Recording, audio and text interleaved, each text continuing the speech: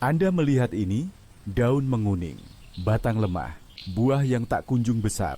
Anda menyalahkan cuaca, Anda menyalahkan tanah. Padahal, musuh sebenarnya ada di dalam ember Anda. Ya, ember pupuk jelatang yang Anda buat dengan bangga. Bulan ini, kesalahan terbesar para pekebun adalah meracuni tanaman mereka sendiri. Dengan niat baik, dengan pupuk yang salah. Internet berkata, rendam jelatang selama 2 minggu. Tutup rapat-rapat, aduk sesekali. Itu semua adalah resep bencana. Anda tidak membuat pupuk, Anda membuat racun. Ramuan busuk yang membunuh kehidupan di dalam tanah. Lihatlah warnanya. Hitam, pekat, baunya seperti selokan. Ini bukan tanda nutrisi.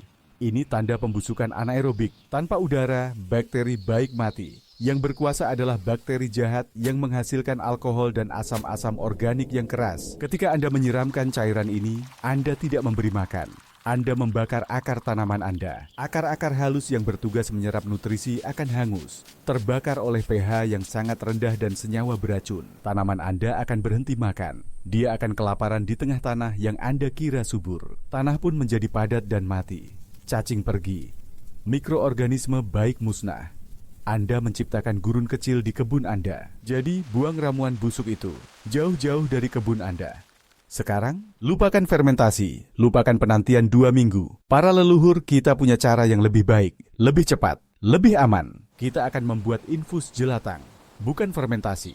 Ini adalah teh, bukan alkohol. Langkah pertama, pilih jelatang yang benar. Ambil yang muda sebelum berbunga. Disinilah kekuatan nutrisinya paling tinggi. Kumpulkan dalam keranjang.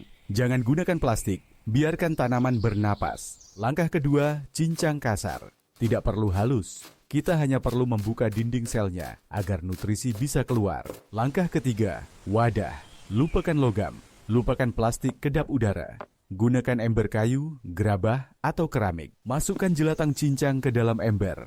Isi sekitar setengahnya. Jangan terlalu padat. Langkah keempat, air. Gunakan air hujan jika ada.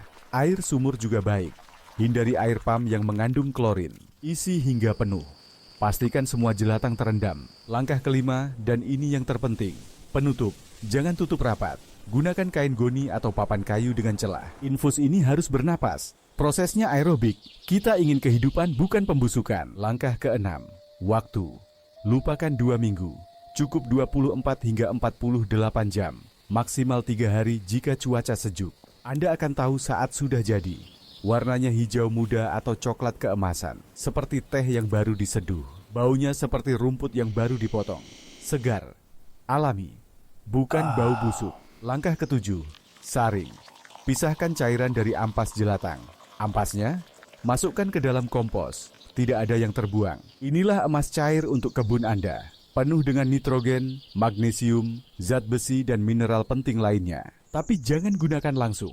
Ini terlalu kuat.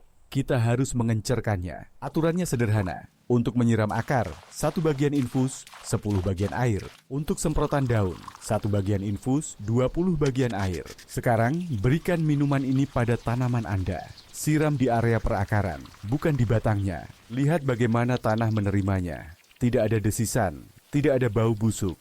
Hanya air kehidupan yang meresap. Gunakan seminggu sekali. Perhatikan perbedaannya dalam 2 minggu. Daun akan lebih hijau. Pertumbuhan akan lebih cepat. Inilah hasilnya. Bukan sihir. Ini adalah pengetahuan kuno. Kerja keras dan penghormatan pada alam. Tanaman Anda tidak butuh ramuan busuk. Mereka butuh teh yang menyegarkan. Makanan yang hidup. Jadi berhentilah menyakiti tanaman Anda. Mulailah memberinya makan dengan benar. Panen yang melimpah menanti mereka yang mau mendengarkan. Mereka yang mau belajar. Terapkan metode ini dan lihat kebun Anda berubah. Subscribe atau biarkan tanaman Anda terus menderita.